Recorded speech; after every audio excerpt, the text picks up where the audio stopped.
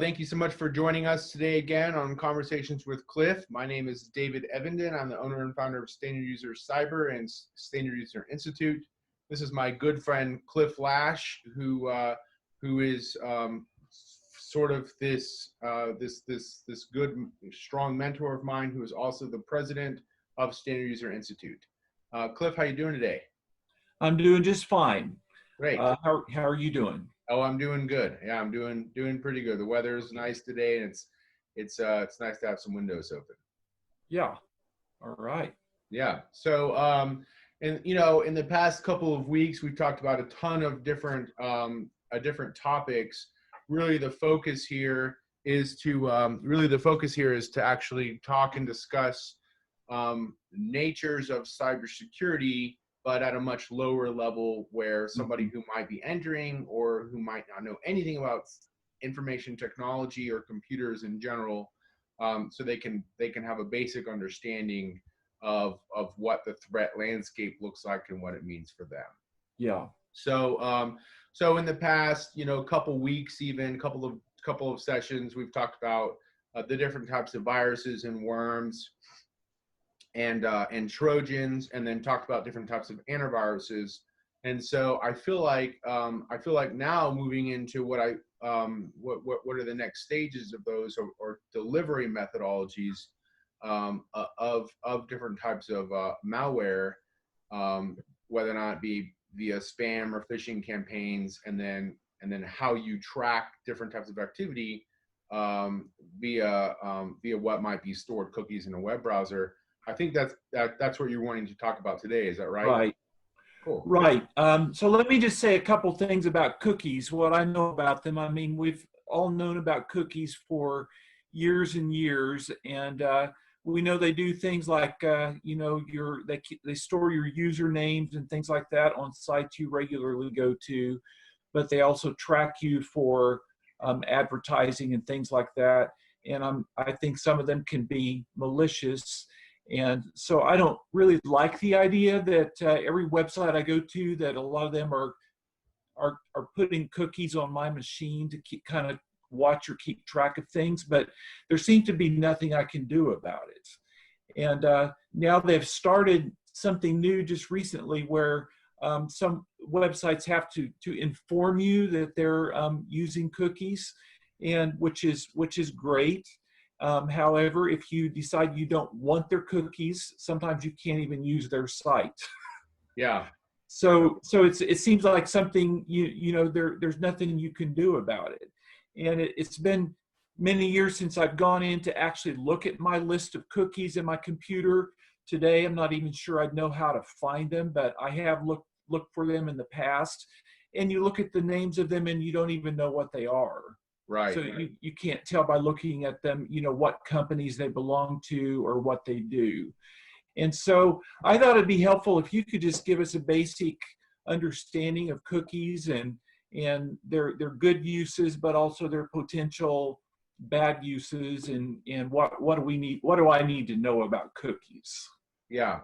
So really the conversation that you're asking with both subject matters combined, really it's the utilization of content that can be retrieved from a web browser or stored in a web browser for a marketing perspective, and then carry that information over. So in my opinion, every attack vector that a malicious attacker or hacker might use has some real world usage. It's designed for something useful, and an attacker is actually using it to their advantage. So so in that same note, or that same step, we'll talk about cookies and tracking and how to add them and how to find them, and yes, there are things you can do to prevent that. There are specific web browsers you can use that don't store cookies at all, which are great. Well, don't store specific types of cookies. Hey, if you don't want tracking or marketing, there's all kinds of different listing of things that you could have it not do. And that's so we'll get there. So you have a pretty good understanding of what a cookie is. Some people might not understand what a cookie is. So let's just talk about that first. So a cookie, what a cookie is really just, let's just say, an attribute that is added to your web browser, that is linked or hosted to a specific website. And then the cookie itself might be a variable. So a variable, it says your cookie name is this, and the content of your cookie is this string. Sometimes that string might be a base 64 encoded message that when you reverse that 64 encoded message, it might tell you a bunch of other details about your web browser or your operating system or the user that browsed that spot or what you were looking at. Or it might even be that that specific cookie might be linked to a database back on somebody else's endpoint that stores a lot of additional content about you.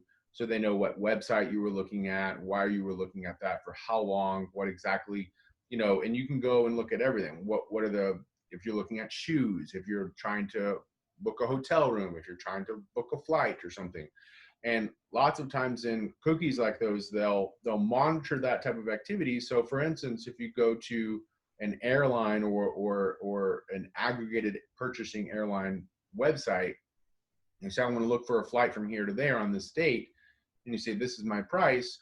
And now you go back 5 days later and you look at the same thing, or even if you go back hours later and you look at the same thing, that price is like significantly higher.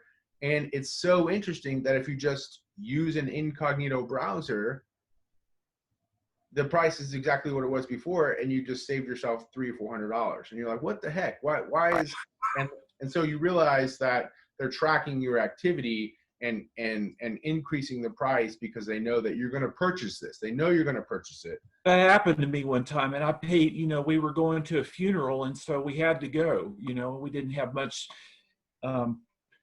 we had to go at a certain time. So I just paid a lot more for, if I would have clicked on it and bought them when I was first looking at them, it would have been a lot cheaper anyway. Yeah. Or if you knew how to use an incognito browser and open that same website and that same link in a different tab, you could have saved some money.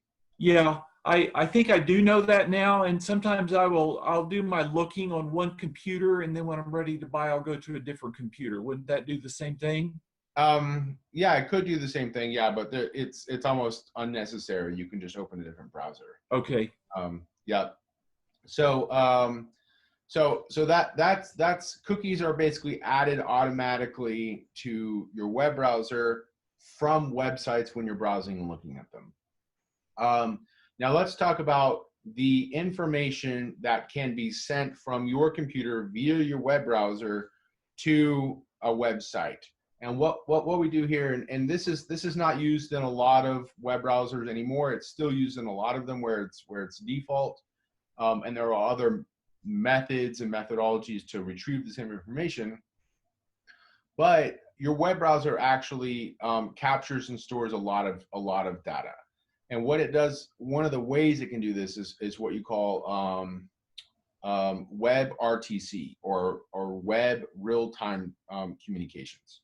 So, pardon me, what happens here is you might have a lot of content within that module, the web RTC module within your web browser, that sends that website all kinds of specific information, what applications you have running, what versions of those applications are running, are installed, if you have Microsoft Office Suite, what your operating system version is, what your username is, what your private IP address is. All that type of information can be sent to that website. And so now you have all this information stored there. Now, as you can imagine, if you're running specific types of products, so for instance, if you go to a website and you want to download a new product or service, and it's something that it's an application that you download and install on your local machine, most of the time you'll find that when you go to click on download, it's automatically recommending the version that you need for your computer, which basically means that the web server via the website is telling them what your operating system version is, whether or not it's Windows or PC, whether or not it's Windows or Mac or some flavor of Linux. And then if it's Windows, what version of Windows operating system it has. So this is your web browser in real-time traffic sending them that information. So now they can read that information and say, this is actually the version you need. I can tell by this, and this is what you need to do. That's also in the user agent string. User agent string is something that your web browser uses to communicate with web servers. That's a little bit more advanced. We don't really need to talk about that. But so all of this information can be sent to the web servers. So now let's take all of that. That's how cookies are used. That's how cookies are delivered. Now let's just say, for instance, if you receive an email, since we're still talking about advertising, let's talk about spam, for instance. If you receive a marketing campaign email from a service provider and you go and click on that, if you go and click on that, you're going there, chances are there's like a question mark and an ampersand and all kinds of other things in that actual URL, and then some string that you don't know what it means. So what that's doing is that's actually a tracking variable. When you click on it, it's sending that website saying, you know, this is Cliff. We sent it to this email address. He's now clicked on it, and this is the specific campaign that we use to send it out. So they know if I paid for a specific service, this is the service that was used. This is the email campaign that was used to send it. This is the user that received this information, and so on and so forth. Okay, now go back again. What kind of an email is this that we're clicking on? A spam. Let's just say marketing, advertising email that might have been sent to Okay. you. Yep.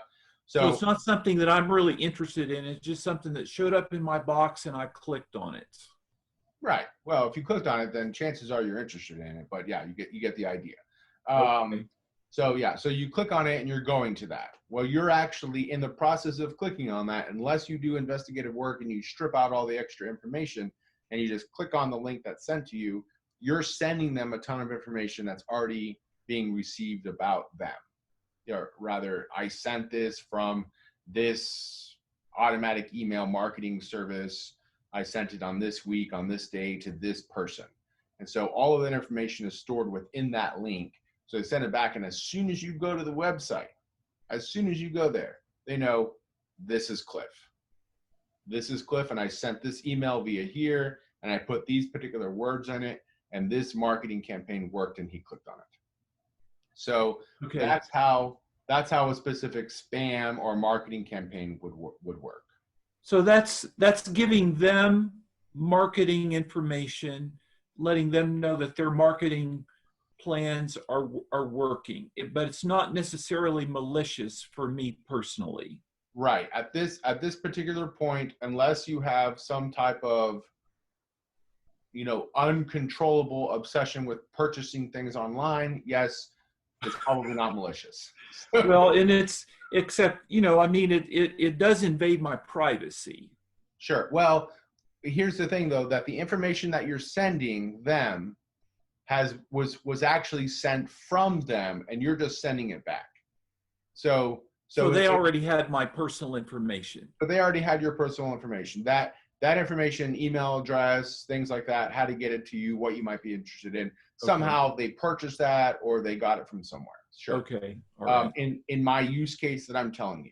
Now, whenever you browse to that website, again, now stepping into the web RTC, there's a lot of additional information that they can scrape out of your web browser and store that about attributes about you. And again, they can actually pull the web browser. They can pull the operating system, all that, you know, when's the last time this was updated? When's the last time all these things? So, you know, do you currently have like outdated applications? You know, are your applications potentially vulnerable to something? So that's where we stop there on the marketing concept, and now we step into the malicious attacker concept. If a marketing person is able to get this information, they might just be using it as marketing to attract you to purchase something. You know, I know that you don't keep these things up to date, so how about we install something that forces you to keep all this stuff up to date, or so on and so forth. So now what we do is now step into a malicious person that sent you a similar email, and you go in and you click on a link. Yeah. So okay, so I'm going to stop right here, and because I get these all the time, and I'll get emails from people that I know personally. And I think, oh, this person has sent me an email, and I open it, and all it is, it says it has a little link for me to click on. And so I know it's not really from them. Somebody Right. has hijacked their email to send it to me with that link, hoping that I will click on it. Yeah. Well, you know, I'm probably not going to click on it, but obviously people do. So my question today is, what if somebody clicks on it? I mean, maybe not Right. me, maybe not you, but what if my mother clicks on it, or somebody in my family clicks? Are they just done for? Or will your antivirus stop anything malicious from happening, or what happens next? Yeah. Yeah. So really, let's talk about that entire process from picking up where we left off in the marketing. Yeah. So somebody sends you an email and you click on it and it goes back there. So you can actually send all that same information back to that endpoint. And so what might happen on a malicious attacker's server is, let's just say, for instance, you're going back to the spot. There's a reason that they've targeted you, and they know your email address, and they know where that email address could have come from. So Okay, now let me stop you for just a second, because I mean, I guess I was thinking that if you click on some of those, that it might actually download something malicious onto your machine right at that moment. But you're saying it's going to go back, you're sending information back to their server. So can we just make that distinction? yeah, well, exactly right. Sure. So it depends on what the link is. Okay. So I would say at this point in our existence with, say, for instance, if you're talking about a Gmail account, for instance, and somebody is sending something from a Gmail account to your Gmail account, and it's asking you to download an exe, and you go and you click on that, an exe being an installer, an MSI, or something like that, that's a piece of malware. I'd say there's a high chance, a very high chance, that Gmail is not even going to let you click that link. That you're going to go in and try to click it, and the only way that you're actually going to be able to go to there to download that thing is by highlighting that link and going there and pasting it in there. So so Gmail and a lot of other email service providers have identified methodologies to prevent that from happening. Okay. Now, if you're within a domain and somebody's sending you something from your email exchange provider, say, for instance, if you're at a school or somewhere like that, and it's not going through some type of security application, sure. If somebody hijacks one person's email and sends an email to somebody else for them to download something, sure, that's possible, where you would click on it and download. But that attack methodology is old. For them to send Okay. you something and for you to download it, for you to either download something or to add that object as an attachment to the email, that you're clicking on that attachment and downloading it. That's sort of an outdated attack methodology that could potentially still work. Those type of methodologies are now, they're used where you're repackaging some type of a payload or an exploit into a Microsoft Word document or a PDF document or some other type of document that an end user would then have reason to interact with. So, But you're saying that if they send an attachment that happens to be Microsoft Word or PDF, it could potentially be a bad thing to try to open it if you don't know exactly who it's from or what it's about. yeah, absolutely right. Yeah, because you can actually obfuscate the malicious portions of that Microsoft Word document in a way that email security appliance can't see it, and you're going to make it to the endpoint. You're going to open it, and it's going to do malicious stuff. Yeah, Okay. that's true. Yeah, but but going back to the other endpoint, just so you kind of understand the attack methodologies with regard to cookies and spam campaigns and web browsers and web servers.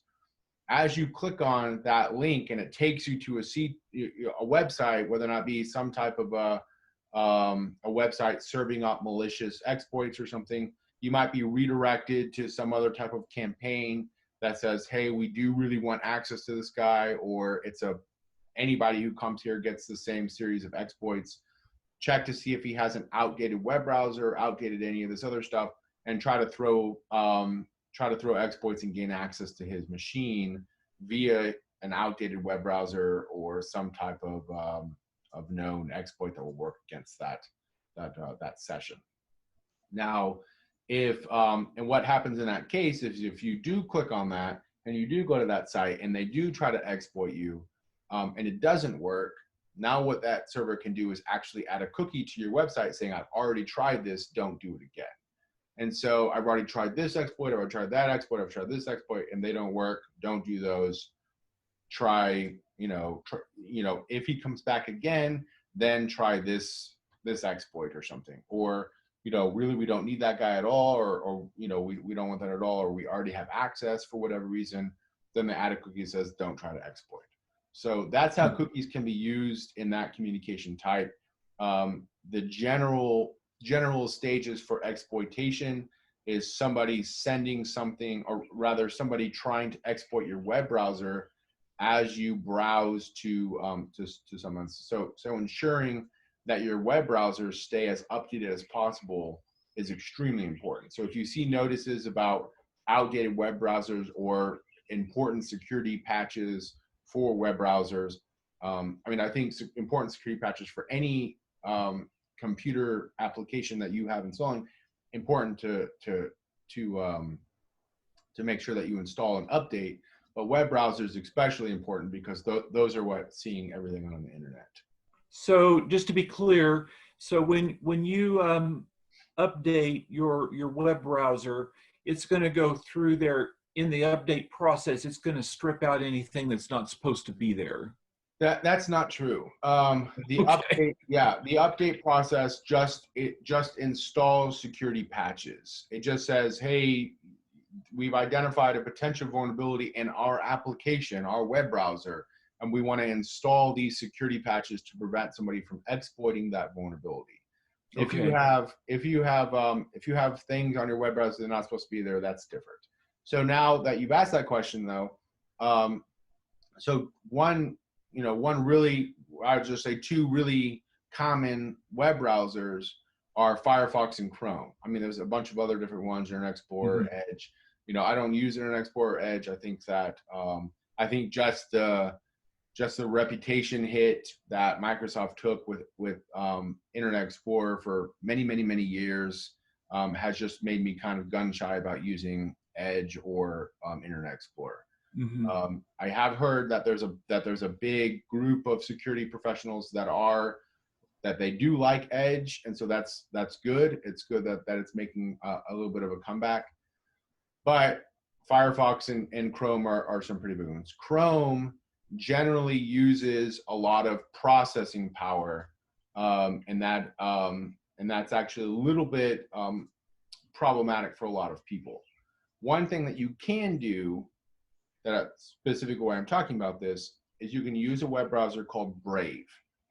So Brave is basically Google Chrome.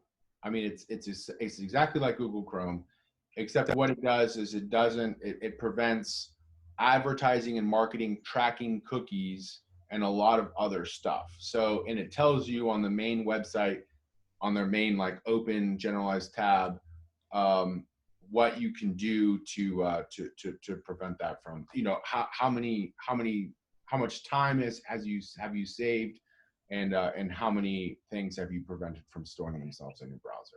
So when you say that Brave is like Chrome, do you mean it's like owned by Google, or it's created by somebody else? I think it is. I would have to just verify this, but I do think it's owned by the same developers that develop Chrome.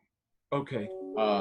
And so I think they've just created a more secure, I don't know if it's secure, I don't want to say that. I just want to say maybe potentially more privacy-friendly web browser.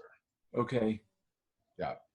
And it also consumes less memory space resources, which is also pretty helpful. Okay. Yep. Cool, man. Yeah, so that's so we basically have walked through what cookies are, how are they added, how are they stored, how are they delivered, how are they used, and then what information can they potentially send. what information can a web browser send, and then how can attacker use that in the same life cycle to gain access to your computer. Okay. To speak to the point about whether or not an antivirus could catch and block all of this.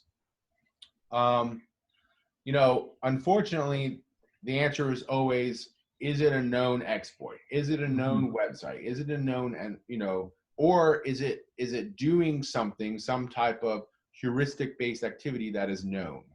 Well, then yes, it will block that, or potentially, depending upon what the type of web browser that you're using is. Not all of them will be prevented. And so lots of times the activity between web browser and what happens in memory address space, as opposed to what's put on disk, is not really always monitored by antiviruses. Web application firewalls, they do allow for more advanced activity of what's happening between your web browser and a web server, but that's actually, that's more for like an enterprise environment. If you have a web application firewall in your home network, then that's kind of badass. But I don't know why you have that. So it's just a little bit more. It's a little bit more of an advanced feature.